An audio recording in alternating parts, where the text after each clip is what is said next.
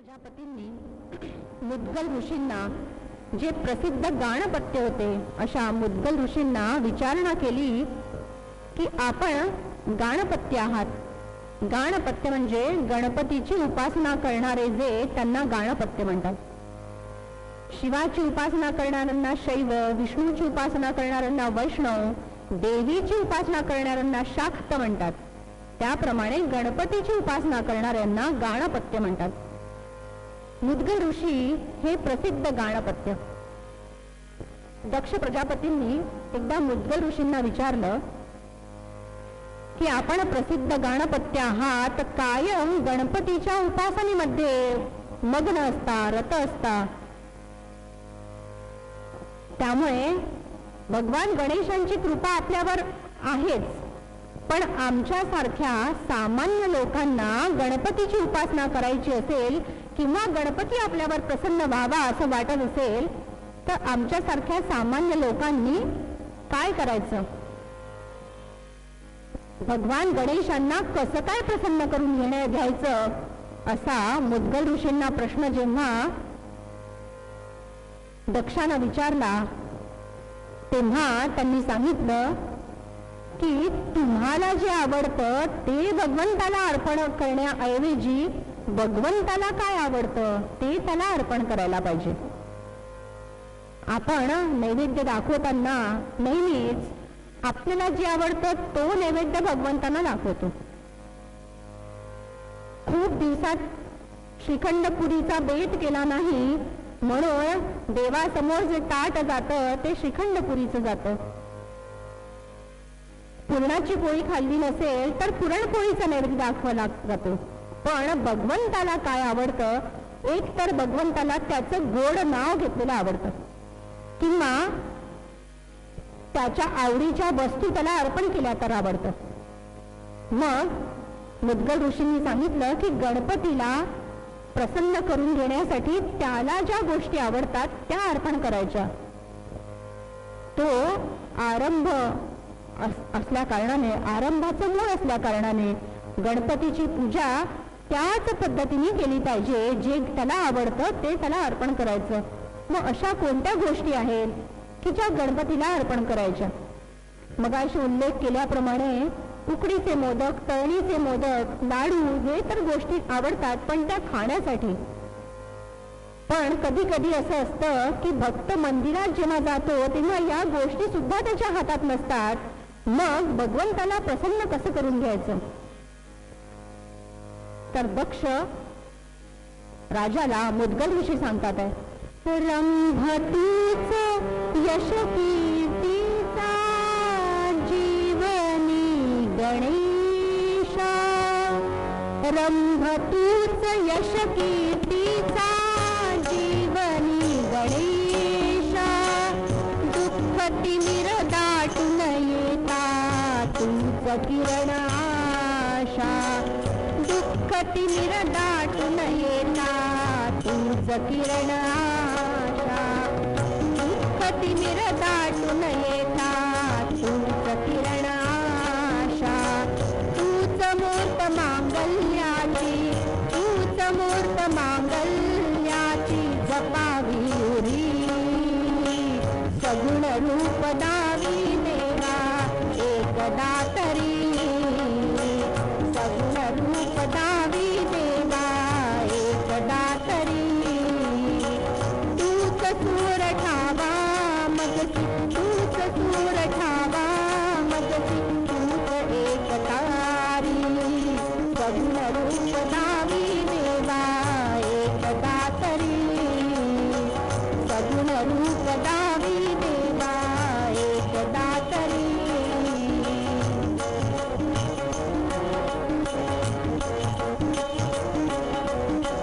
लाल फूल दुर्वाशमी तुला प्रिय भावे, लाल फूल दुर्वाशमी तुला प्रिय भावे, अष्टगंध सिंदूर बनूनी तुला विले पावे, अष्टगंध सिंदूर बनूनी तुला विले पावे, उभा जन्म जिजू दे माझा, उभा जन्म जिजू दे माझा,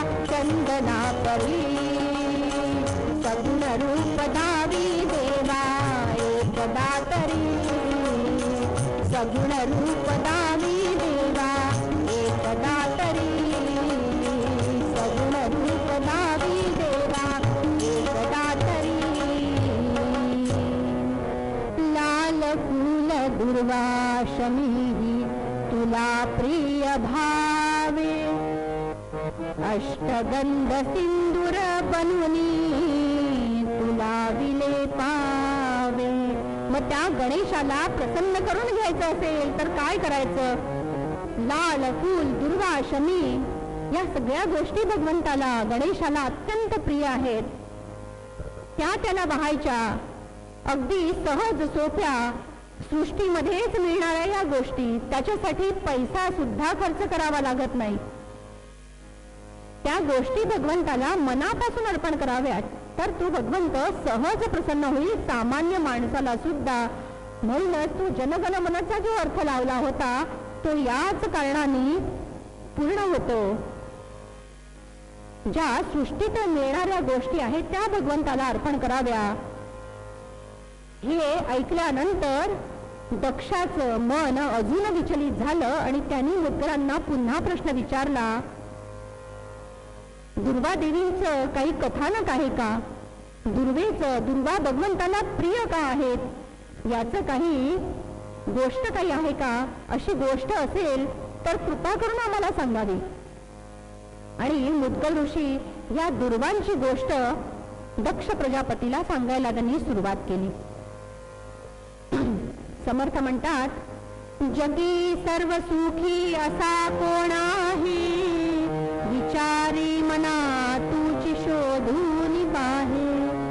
अहो आपण तर सामान्य माणसं, पण त्या भगवान ब्रह्मदेवानी ज्यांनी ही सृष्टी निर्माण केली त्यांना सुद्धा चिंता लागून राहिली. त्या चिंतेचं निराकरण कसं करणार?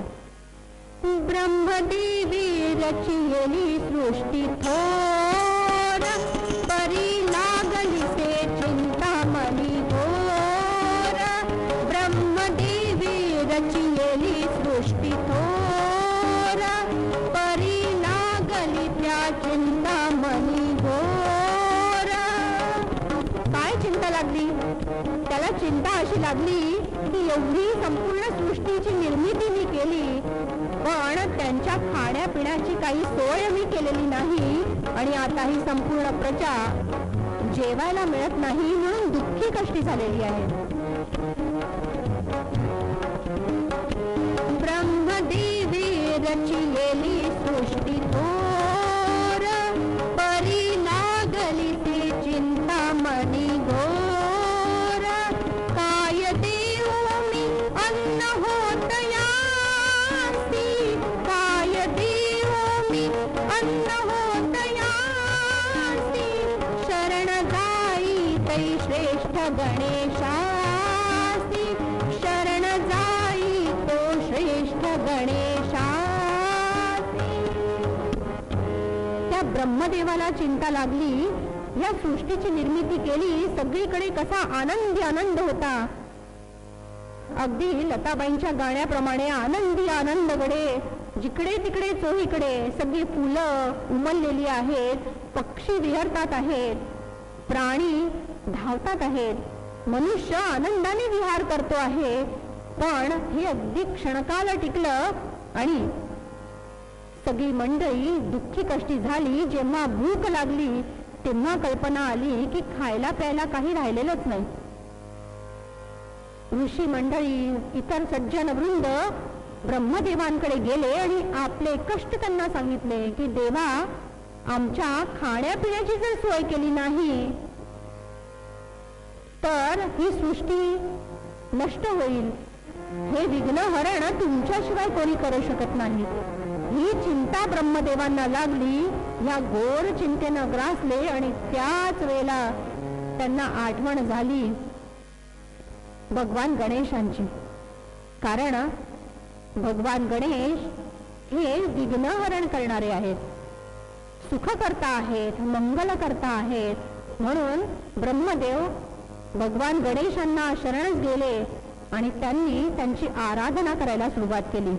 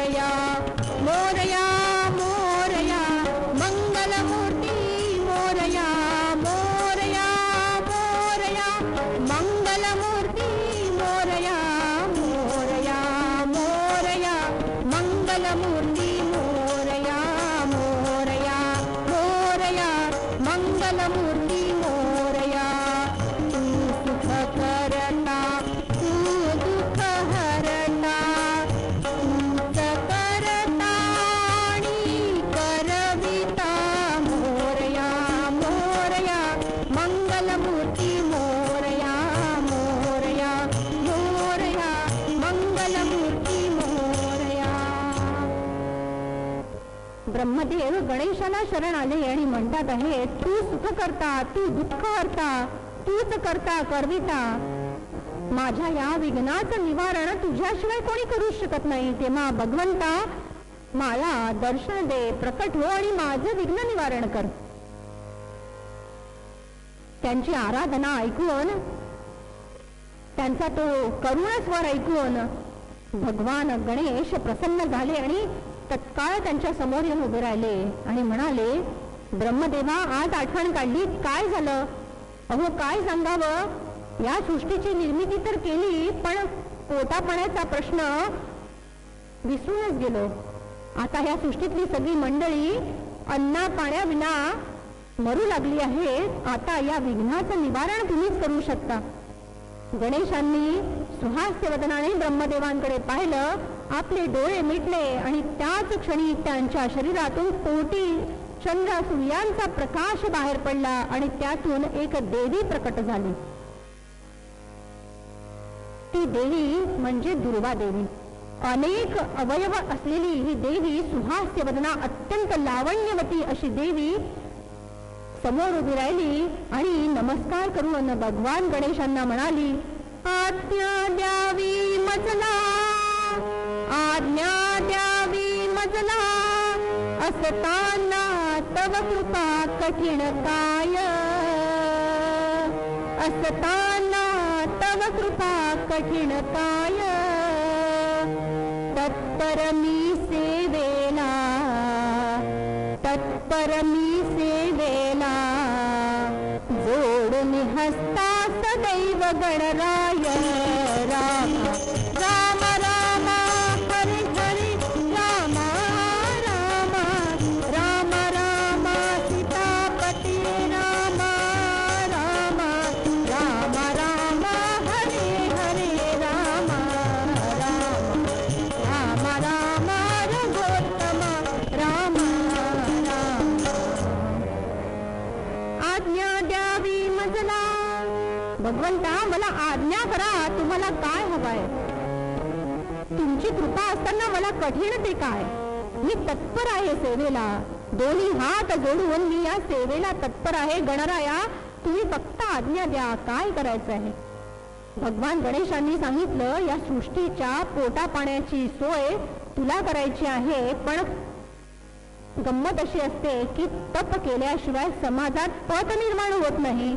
त्यामुळे तप केल्याशिवाय तुझ्या हातून काहीही होणार नाही. तेव्हा तपश्चर्या कर. तिने तपश्चर्या 1000 वर्ष केली असा उल्लेख मुद्गल पुराणात आला आहे. ही कथा मुद्गल पुराणात आलेली आहे 5व्या अध्यायात.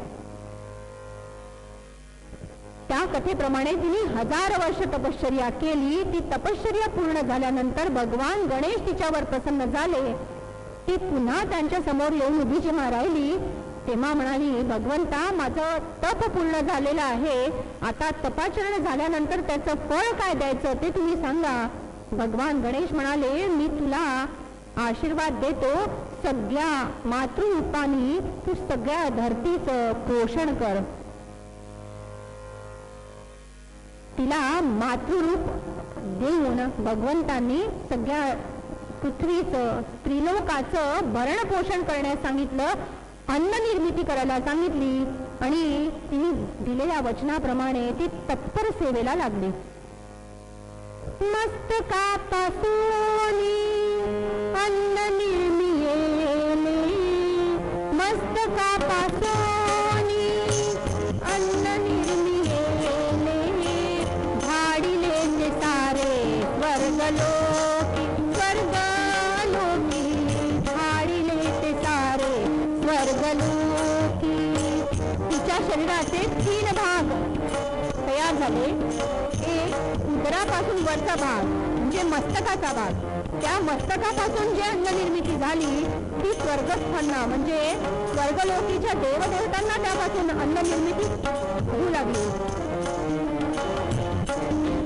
सारे स्वर्गलोकी मस्तकापासून अन्न निर्मियेले धाडिले ते सारे स्वर्गलोकी उदरापासून अन्न निर्मियेले उदरापासून अन्न निर्मियेले धाडिले ते सारे मृत्युलोकी मृत्युलोकी धाडिले ते सारे मृत्युलोकी.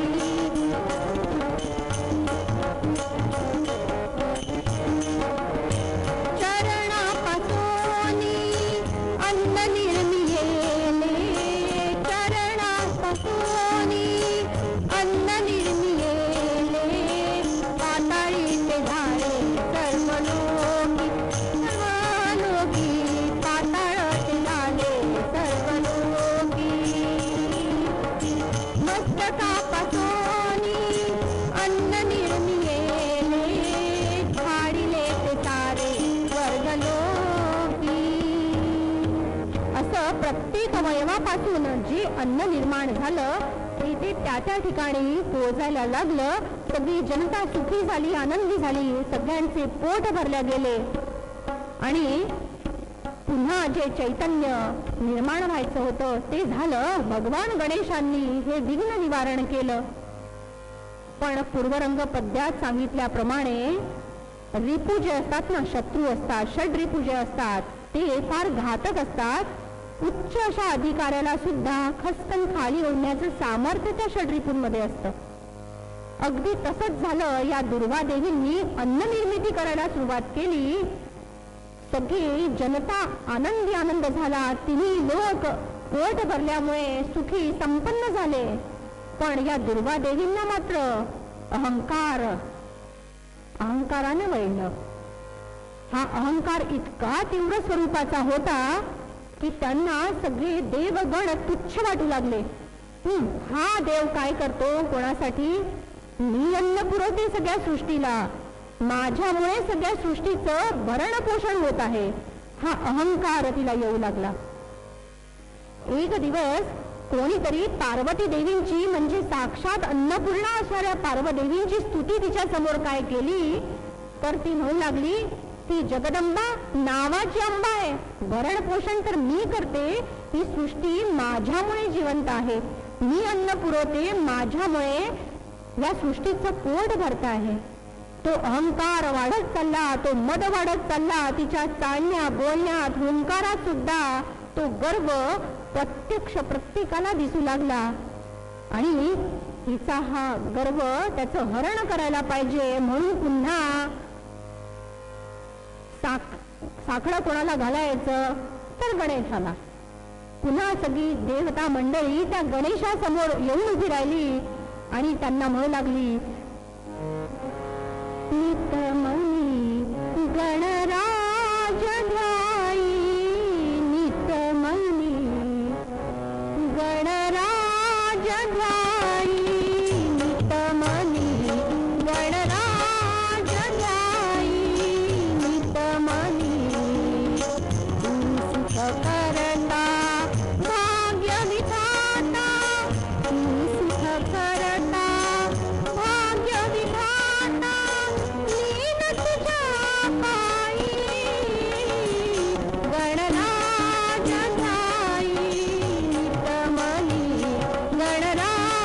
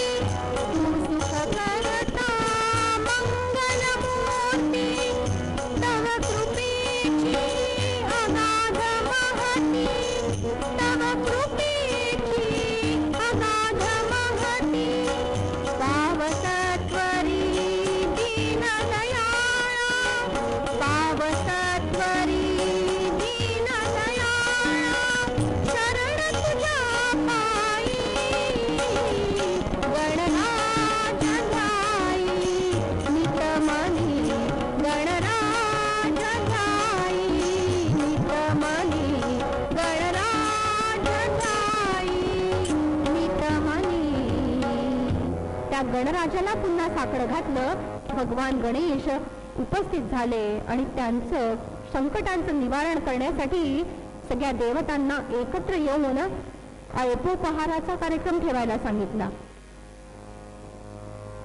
सोमदेवांना म्हणजे चंद्रदेवांना सांगितलं की तुमच्याकडे सकल देवांना आमंत्रण द्या, अल्पोपहारासाठी जेवायला बोलवा, भोजन करायला बोलवा आणि सगळ्यांना सांगा की सगळे देवगण आपल्या कुटुंबासह इथे यावे. आणि दुर्वा देवींना विशेष आमंत्रण द्या म्हणजे दुर्वा देवी सुद्धा येतील. सगळे देव मंडळी चंद्रदेवांच्या घरी जमा झाले. पण दुर्वा देवींना इतका माज चढलेला होता, उन्मत्त झालेल्या होत्या, त्यांच्या चालण्या बोलण्याचा तो गर्व अहंकार समोर येत होता. अशा दुर्वा देवी सगळ्यात शेवटी सगळी देवता मंडळी जमा झाल्यानंतर सगळ्यात शेवटी आपल्या मस्तीनं चालत चालत त्या ठिकाणी उपस्थित झाल्या. त्यांच्या स्वागताला ठरल्याप्रमाणे पार्वती देवी गेल्या आणि त्यांना बोलवलं, यावे माते, आपल्यामुळे तर हे जग चालू आहे. तुच्छतेनं पार्वती देवींकडे मान वाकडी करत दुर्वा देवी म्हणाल्या, व्हा बाजूला, तुम्ही तर नावाच्या अंबा, आपल्याला जगदंबा म्हणून घेण्यात तुम्हाला आनंद वाटतो. तुमच्यामुळे नव्हे माझ्यामुळे या सृष्टीची निर्मिती झालेली आहे, नव्हे माझ्यामुळे ही सृष्टी जिवंत आहे. तुम्ही तर नुसत्या नावाच्या अन्नपूर्णा, नावाच्या जगदंबा, मातेनं कसं मातृ हृदय आपल्या पोरांवर उधळून टाकायला हवं आणि तुम्ही काय करताय? तुम्ही नुसत्याच उभा, मी भरण पोषण करते. त्यांनी एक एक शब्द टाकावा आणि पार्वती मातांचा राग अनावर व्हावा आणि पार्वती मातांनी त्यांना शाप दिला, माझ्याच अंशापासून निर्माण झालेली तू, एक तुच्छ गवत रूपी असलेली तू, याच क्षणी तत्काळ तृणवतुलन पृथ्वी लोकात जाऊन पडशील. आणि त्या क्षणी दुर्वा देवी, ज्यांना देवीचं स्थान प्राप्त झालं होतं, त्या गवताच्या रूपानं पृथ्वी लोकात येऊन आदळल्या, तृणवत झाल्या, पायदळी पडल्या आणि त्यांचा गर्भ क्षणभरात नाहीसा झाला. त्यांच्या लक्षात आलं, आपण जी काही चूक केली ती ताबडतोब लक्षात आली आणि गणरायांना त्या समोर, गणरायांच्या समोर गेल्या, नतमस्तक झाल्या, आपल्या चुकीची माफी मागितली आणि गणरायांना म्हणाल्या, देवा, हा अहंकार मोठा शत्रू आहे, तो प्रत्येकाच्या सुखामध्ये बाधा आणतो. मलाही तो अहंकार नडला आणि त्यामुळे पार्वती मातांनी मला असा आशीर्वाद दिला, मला पृथ्वी लोकात, मृत्यू लोकामध्ये पायदळी तुडवला जाशील असा शाप दिला. आता या शापाचं निराकरण कसं करू? गणेशांनी पुन्हा त्यांना तप करायला सांगितलं. तप करायला गेल्या, तप केलं. पुन्हा 1000 वर्ष तप केल्यानंतर भगवान गणेश प्रसन्न झाले आणि त्यांना सांगितलं की आजपासून तुम्हाला मी माझ्या मस्तकी धारण करेन. तुमच्या या तपाला मी प्रसन्न झालो आहे. मी आजपासून तुम्हाला वचन देतो की जी कोणी सामान्यातली सामान्य व्यक्ती माझ्या पत्रांनी म्हणजे दुर्वांकुरांनी माझं पूजन करेल, त्याच्यावर मी प्रसन्न होईल. आणि तेव्हापासून गणरायांना दुर्वा वाहण्याची प्रथा सुरू झाली. पुढच्या वर्षी जेव्हा तुम्ही मला या कीर्तनाला अशा बोलवाल, त्यावेळेला मी अशीच गणपतीला कुठल्या वस्तू आवडतात ते पुन्हा सांगायला नक्की उपस्थित राहीन. माझ्यानंतर ताबडतोब यांचं कीर्तन असल्यामुळे मी भैरवी काही गाणार नाही, कारण की भैरवी नंतर पुन्हा कीर्तनाला उभं राहता येणार नाही. भगवान गणेश प्रसन्न झाले. भगवान गणेशांनी वरदान दिलं, माझ्या स्वानंद लोकात तुमचं वास्तव्य राहील. सांगितलं, पृथ्वी लोकात आईच्या शापामुळे म्हणजे पार्वती मातांच्या शापामुळे जरी तुम्ही पृथ्वी लोकात राहत असल्या तरी तुमचं स्थान मात्र अबाधित स्वानंद भुवलोकी म्हणजे गणपतींच्या ठिकाणी नैमित करता राहणार याचं आश्वासन दिलं. त्याबरोबरच त्यांना दैवी गुण दिले, त्यांना औषधी गुण देऊन प्रसन्न केलं. म्हणून आजही दुर्वांकुराचा रस एकमेव औषध म्हणून वापरलं जातं. आयुर्वेदामध्ये दुर्वांच्या रसाचं फार महत्व आहे. मी आयुर्वेदाचार्यांसमोर बोलते आहे, त्याच्यामुळे जरा शब्द सांभाळून बोलते. प्रयोग डॉक्टर साहेबांच्या देखरेखीखाली करावे. आयुर्वेदाचार्यांच्या देखरेखीखाली करावे, आपल्या मनाने करू नये. आणि झालेली सेवा त्या गणरायाच्या चरणी अर्पण करते आणि माझ्या वाडीला विराम देते.